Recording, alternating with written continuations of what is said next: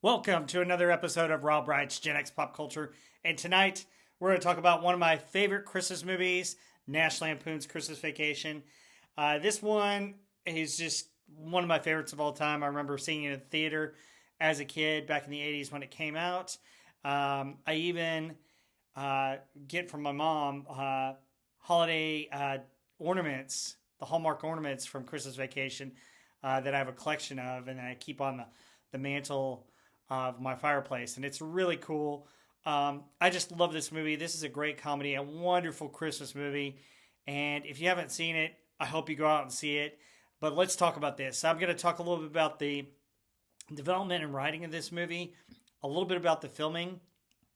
I'll give you some really fun facts about the movie, and then I'll talk about cutscenes, and I'll talk about my favorite lines and scenes. There's so many in this one. This is a great movie. Don't forget to like and subscribe, and also share your favorite moments in this movie. Share your favorite lines. Let's have a wonderful discussion down below, and let's get started. Well, guess what? National Lampoon's Christmas Vacation is another John Hughes movie. Yes, that's right. I guess I'm a sucker for John Hughes. He wrote so many wonderful scripts in the 80s, and he wrote the one for Christmas Vacation. It was from original story that he did for National Lampoon's magazine called Christmas 59, which was published in December of 1980. Which is interesting because he also wrote the story that that National Lampoon's Vacation is based upon, which is another vacation to Disney World that they made out of his writings. So he wrote both of these vacation movies, which are probably the two best in the series, or at least I think the two best in the series. Comment on that below. Which vacation movies are the best? For me, I would rank them just real quick. I have to go with the first one because it's sentimental favorite. Then I would go with Christmas Vacation, then European Vacation, and then finally Vegas Vacation. Vegas Vacation kind of weirds me out because the guy who plays Rusty looks almost exactly like me, and that kind of freaks me out a little bit. But it's still kind of funny, but it's not as funny as the other three. European Vacation, if you haven't watched it, revisit it. There's a lot of funny, interesting comments and dialogue in that one as well. Maybe we'll review the other two at some point later on down the line in Rob Wright's Gen X Pop Culture. But anyway, back to Christmas Vacation. So basically, after doing National Lampoon's Vacation, the studio came to John Hughes and asked for another good story. And he just was like, well, those movies have become a little bit more Chevy Chase than me, but he went ahead and helped write it and develop it. And interesting enough, Christopher Columbus was initially going to direct the film. But due to personality conflicts with Chevy Chase, which Chevy Chase is a great actor. I love him. He's such a wonderful comedian. Unfortunately, he can be, and he's known to be, a little bit difficult to work with. And apparently he was difficult to work with for Christopher Columbus. So Christopher Columbus left the film, and Hughes actually gave him another script, which is another great Christmas movie, Home Alone. So from Christmas Vacation, we get Home Alone, and we get all kinds of stuff. So John Hughes, it just shows he was the master of the 80s and early 90s. It's interesting enough that photography began in March of 1989 in Summit County, Colorado, with footage shot in Silverthorne, Breckenridge, and Frisco. And from there, they filmed the rest in Burbank, where the set of the Griswold house is filmed. So it's very interesting to me because Breckenridge is one of my favorite places to go skiing. And it's kind of funny, now that I know that it was filmed in Breckenridge, I can sit there and go, oh, I kind of recognize kind of that area or that area. So a lot of the snow wintry areas were filmed in Breckenridge. And I think it's really kind of cool. It's really neat. Anyway, let's talk a little bit more about the facts of this movie. There wasn't as much about the filming and the development because it was just very straightforward and hard to find. But this is just a straight-on comedy for the holidays, and it's a classic that I know I watch every year. So let's talk a little bit more about some of the facts of this movie. Let's talk about some of these facts of the movie. Some are very entertaining and interesting. And they may contain some spoilers if you haven't seen it, but if you haven't seen it, what are you doing watching this? Go watch the movie and then come back. Um, anyway, so let's start off on one of the first facts that I've got of the movie, which is really cool. So you remember the part where he's putting up the Christmas lights? Who doesn't? As you can see up here in the far left corner, his lights finally work.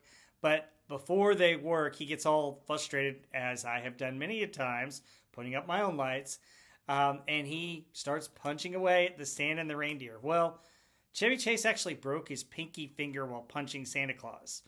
Yep, you heard that right. He broke his hand. But the professional that he is, he kept filming, and he resorts to kicking and clubbing the decorations after that. The film kept rolling and the take was used. So in the take, he actually breaks his pinky. So interesting stuff. Next time you watch it, see if you can spot it. The other funny thing that I even noticed in the movie, I don't know if you've noticed, but do you remember the shoes that Eddie gives Clark in A National Lampoons Vacation? You know, those white shoes? Those kind of ugly, standoutish white shoes? Well, Cousin Eddie's wearing them in the Christmas scene, and one of my favorite scenes where he's talking to Clark, and he breaks a little decoration, and he's talking about the dog, and they're drinking the eggnog, which, if you look closely at the eggnog drinks, you'll find they're Morty Moose glasses from the National Lampoons Vacation. So all that in that one scene. So fun stuff. This was also the final film of Mae Questel.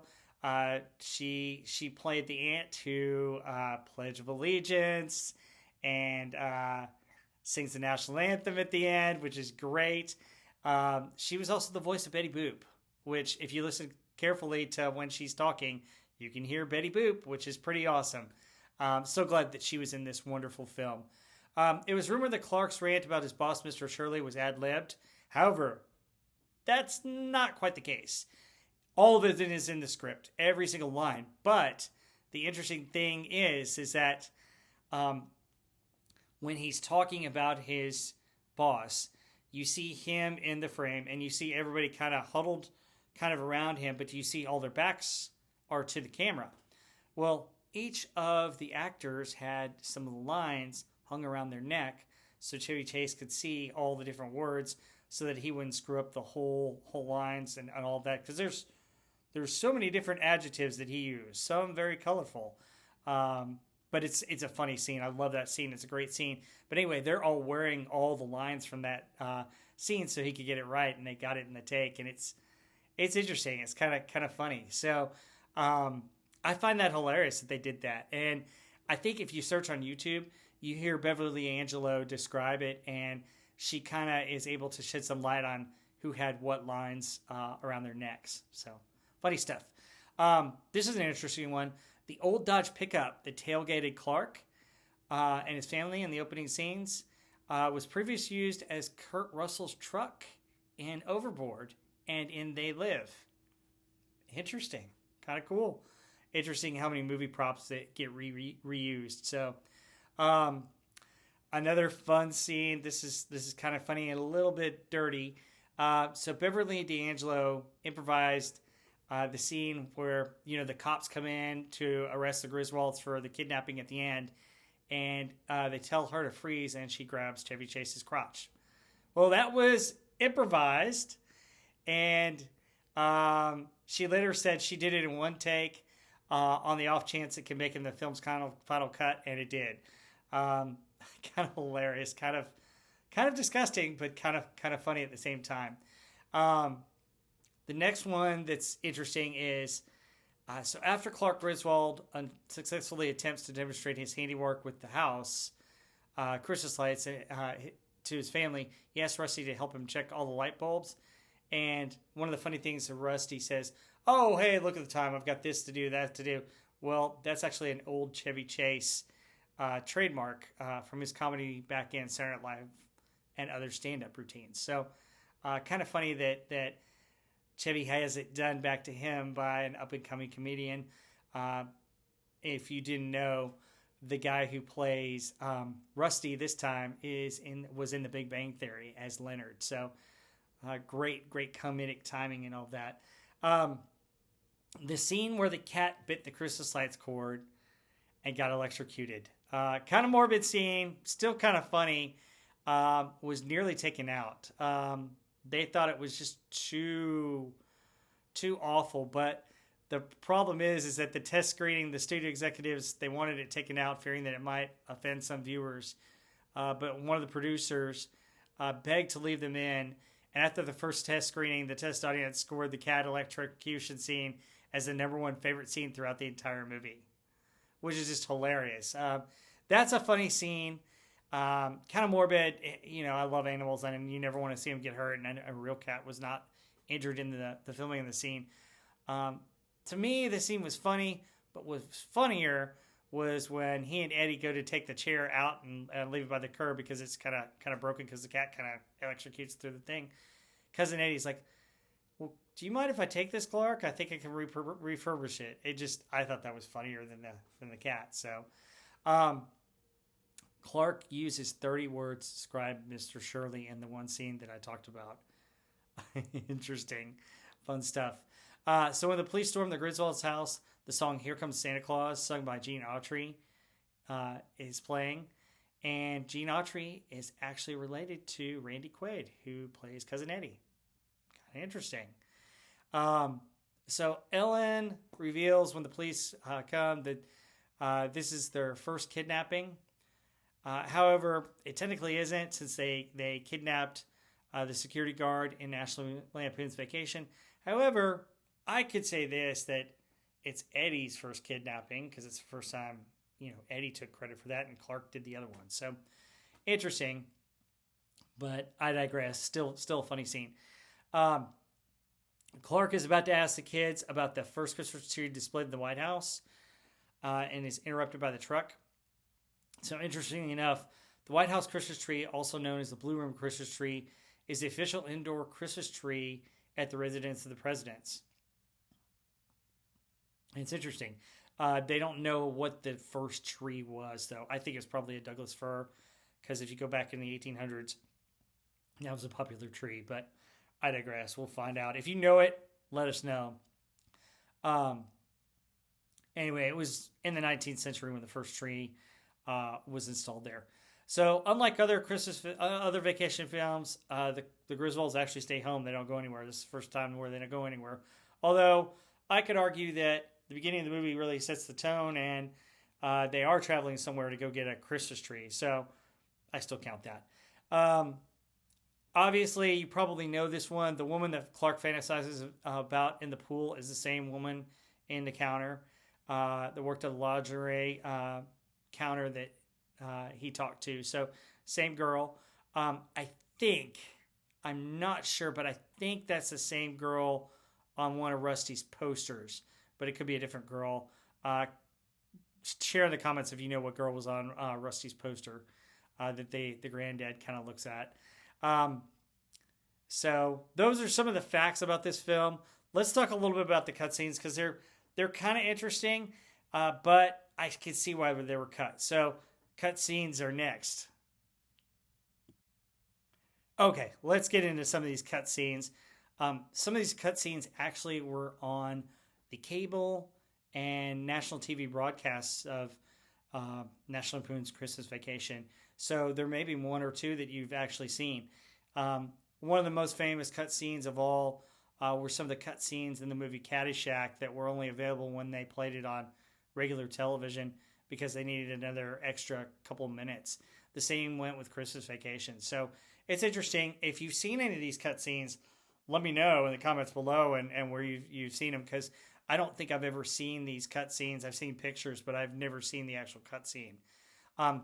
So the first cutscene that I'll describe, they get to the tree farm area, and it's actually a ranch, and it's Jolly Jerry's tree stand. And basically, Jolly Jerry has a ranch, and then they can go in they pay their money, they go out and they can cut down one tree and bring it back and tie it up and take it with them.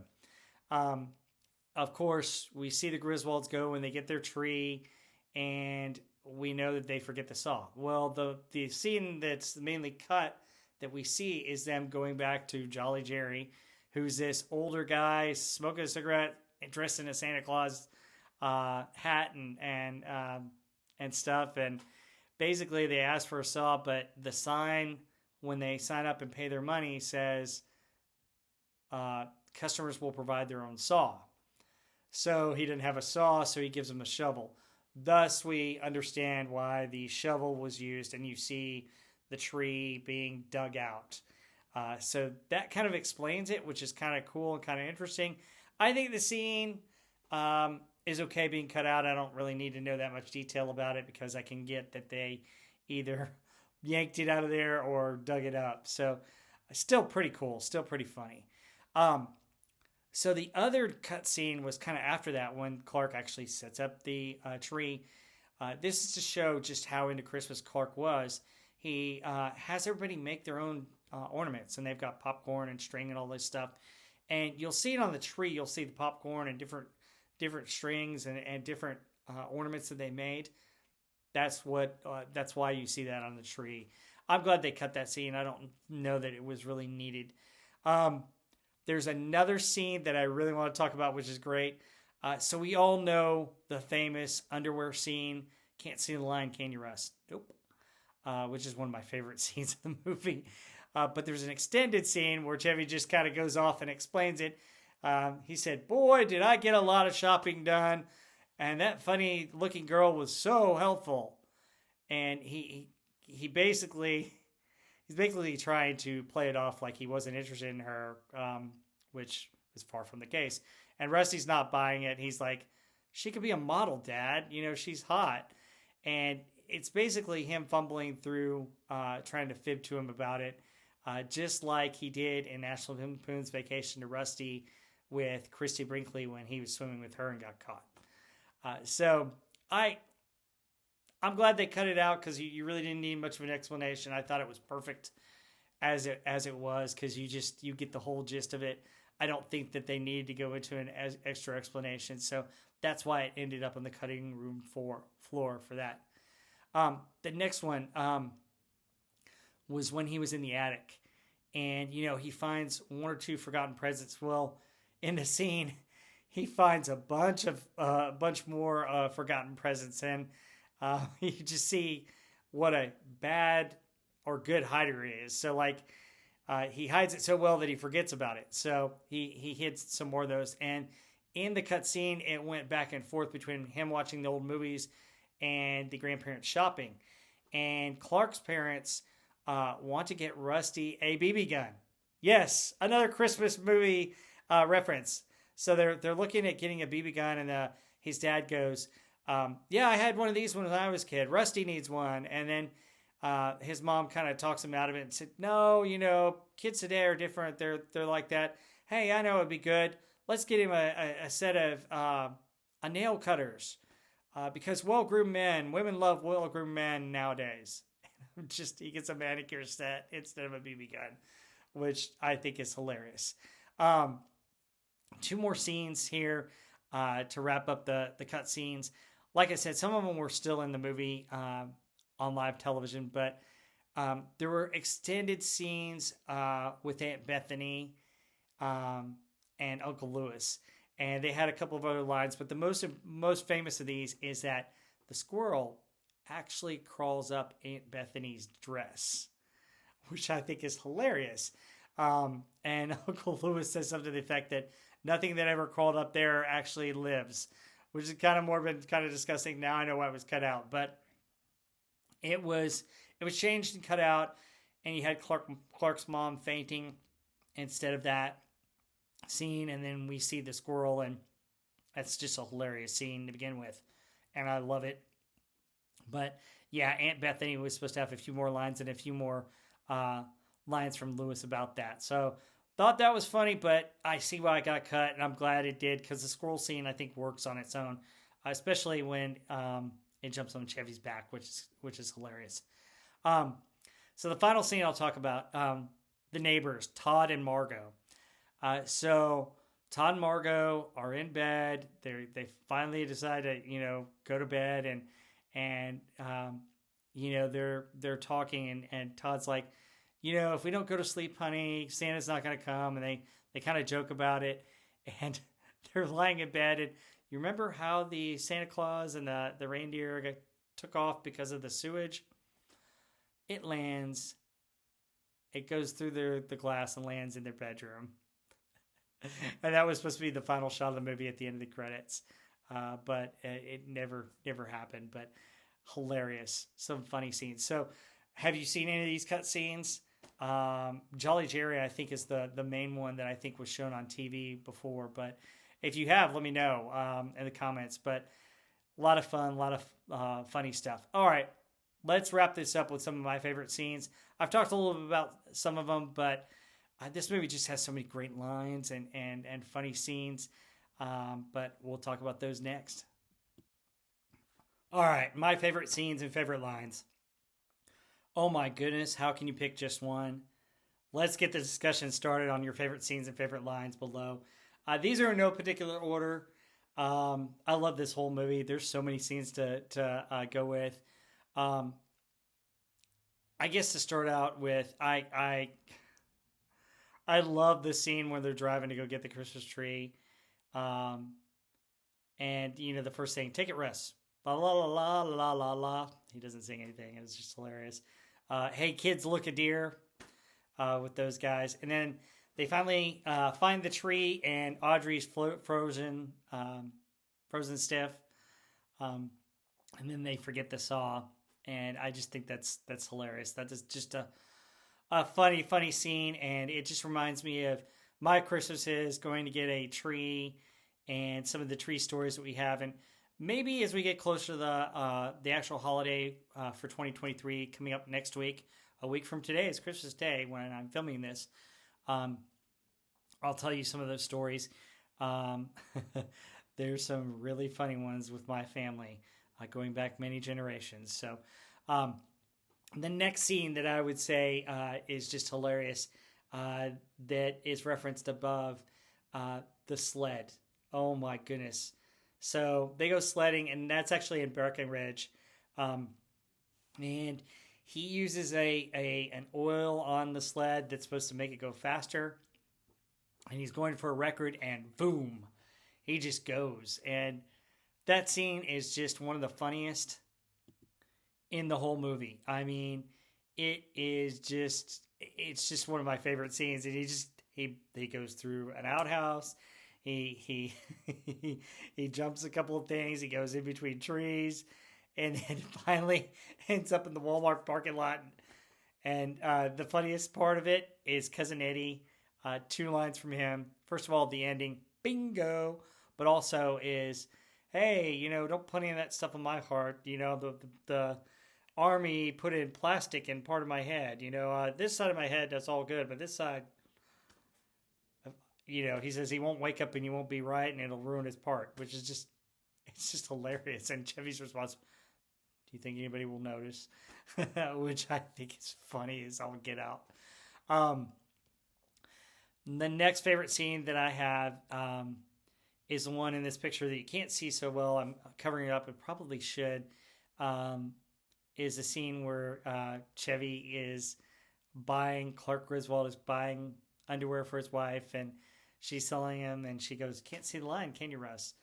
Can't see the line. Can't see the line, can you, Russ? And he's like, nope. Love that line, but it also leads to him fantasizing about the pool. And you see that up on the upper left, and seeing the whole family having a good time. And Molly Kalikimaka is playing. And the funniest part of the pool scene, I think, is Cousin Eddie and the picture of him with the flippers and the awful thong and the the shirt, the white beater shirt. And you're sitting there going, oh my goodness, that's vintage Cousin Eddie. Standing on the diving board like that. That's just hilarious. And then, yes, the hot girl right after that. But I won't get into describing that scene. But it's just hilarious. I think Cousin Eddie is one of my favorite characters in this movie. My next scene is kind of in the middle, and it has one of my favorite lines from the movie. It's where Eddie is talking to Clark, and they're talking about the dog and how the dog needs to not drink the tree water. And growing up, we had dogs, and sometimes the dogs would drink the tree water. And yeah, you always had to make sure a real tree had enough water so that it would stay through Christmas. So that was sentimental to me. And then he breaks the little spinning thing decoration they have. My mom and my grandmother both had that same spinning thing, so I know what it was like to break it because I broke it a couple of times. And it just was funny because he flips that thing and it breaks, and I'm like, yes, been there, done that. Even when I was a kid, I noticed that. I was like, oh my goodness, yes, I've broken the same thing. And then, of course, I mentioned, and you can kind of see it in the picture, that they're drinking eggnog out of the Marty Moose glasses. One of which I actually have a mini one. It's a mini Marty Moose shot glass, which is kind of funny. And my favorite line of the whole movie: "Can I refill your eggnog? Get you something to eat? Drive you out in the middle of nowhere? Leave you for dead?" My buddy Johnny and I, we talk about that line all the time, and we'll say it back and forth to each other. It's just hilarious. It's one of my absolute favorite scenes in the movie.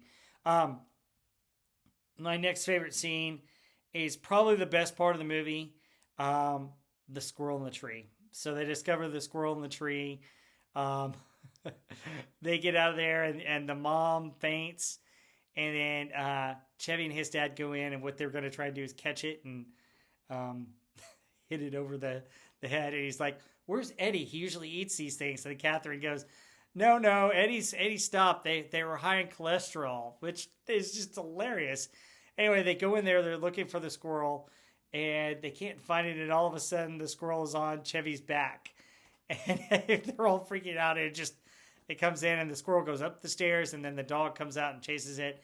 And the neighbors have had enough of the Griswolds, and they open the door, and the squirrel goes out, and the dog jumps out. That whole scene is just hilarious. If you haven't seen it, go see it. And then I'd be remiss if I didn't mention two other scenes that are just hilarious. The ending scene with this boss and Cousin Eddie, which just is hilarious. But even funnier is when the cops come in, they talk about the Christmas bonus, and the cop is, "Man, if I work for you, I'd beat you with the rubber hose." Just hilarious. And then the final thing that I'll talk about is, of course, the Christmas lights. Just anything and everything with those.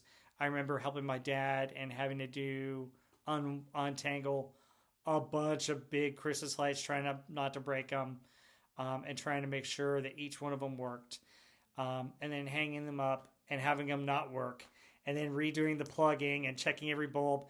Yes, been there, done that. Hilarious, funny, real life.